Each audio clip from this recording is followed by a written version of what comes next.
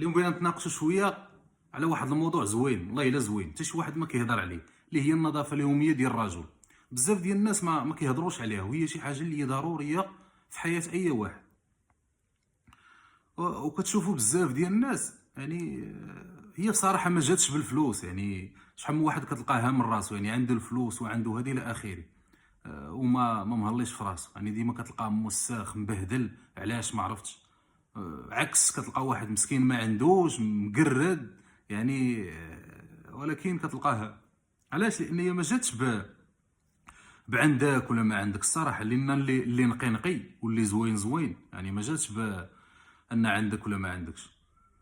والنظافه راه من الايمان، ان الله جميل ويحب الجمال. علاش ما تهلاش في راسك؟ راه ما كنقولش لك لبس شي ماركه او شي حاجه اللي غاليه يعني باش تبان نقي، لا، شي حاجه اللي هي عاديه تقدر تبان فيها انت مزيان. الاهم هي النظافه. السلام عليكم.